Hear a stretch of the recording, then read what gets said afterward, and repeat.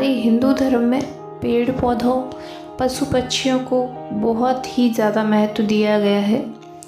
अगर यहाँ पे बात करें पेड़ पौधों की, तो बहुत सारे ऐसे पेड़ पौधे हैं जो हमें शुभ और अशुभ घटनाओं के संकेत देते हैं। इसी तरह बहुत सारे पक्षी जो हमारी ज़िंदगी से जुड़े शुभ और अशुभ संकेत देते हैं। तो यहीं पर अगर कौवे की बात करें तो काले रंग के इस पक्षी का यम का दूत मानते हैं और कौवे के बारे में मान्यता होती है कि उसे घटनाओं की पूर्व सूचना मिल जाती है। इसलिए कौवे से जुड़े जो शकुन और अपशकुन हैं उनको अनदेखा नहीं करना चाहिए। तो शकुन शास्त्र में कौवे से जुड़े बहुत सारे संकेत, उनसे मिलने वाले शुभ और अशुभ फल के बारे में विस्तार से बताया गया है। यहीं पर दोस्तों ये सारी जन मान्यताओं के आधार पर बता रही हूँ। जैसे सुबह सुबह अगर घर के मुड़ेर या बालकनी या छत पे आकर कौवा काँव काँव करे तो घर में मेहमान का आगमन होता है, इसे एक शुभ संकेत मानते हैं। ऐसा आपने सुना होगा, आपके घर के बुजुर्ग या फिर आपके आसपास ऐसी काफ़ी सारी घटनाएं होती हैं कि सुबह सुबह जब कौवा बोलता है तो लोग बोलते हैं आज आपके घर पे कोई अतिथि आने वाला है या फिर कुछ शुभ संकेत मिलने वाला है।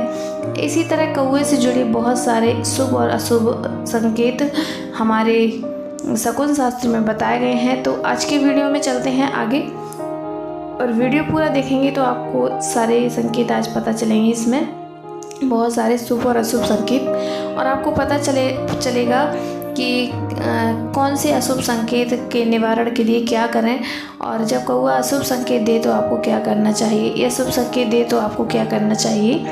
तो दोस्तों शकुन शास्त्र के अनुसार जैसे दोपहर के समय उत्तर दिशा से कौवा अगर उड़ता हुआ आ रहा है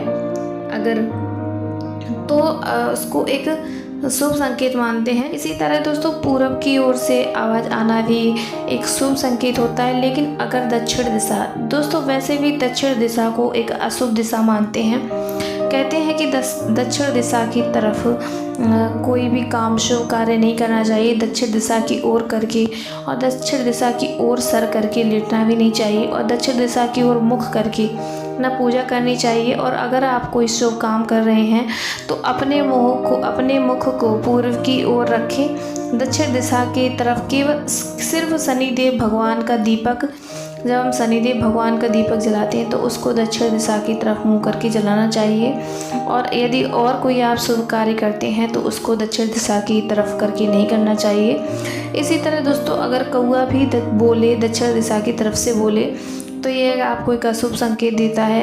यह घर के किसी सदस्य को बड़ी बीमारी होने की आशंका को जन्म देता है या फिर किसी सदस्य के साथ बड़ी दुर्घटना होने का अशुभ इशारा कर सकता है।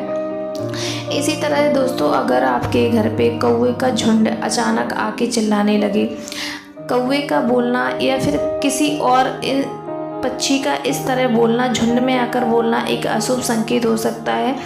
अगर कौवे का झुंड आपके घर की छत पे आके चिल्लाने लगे तो ये किसी संकट के आने का अंदेशा हो सकता है। ऐसी स्थिति में आप अपने इष्ट देव की आराधना करें, मंदिर जाएं, मंत्र जाप करें और भगवान से प्रार्थना करें कि आपके घर को आने वाली मुसीबत को भगवान रक्षा करें। क्योंकि कौवे को यम का दूत मानते हैं और कौवे का इस तरह छत पे चिल्लाना, इस तरह कौवे का बोलना एक अशुभ संकेत होता है और भगवान का एक बुरे समय आने से पहले एक इशारा होता है कि आपकी छत पर कौवा इस तरह चिल्लाते हैं। यदि कौवा अगर आपके शरीर के किसी हिस्से को छूकर या चोंच मार के निकल जाए तो ये अच्छा होता है, लेकिन यदि सिर को छूकर निकले तो ये अशुभ मानते हैं।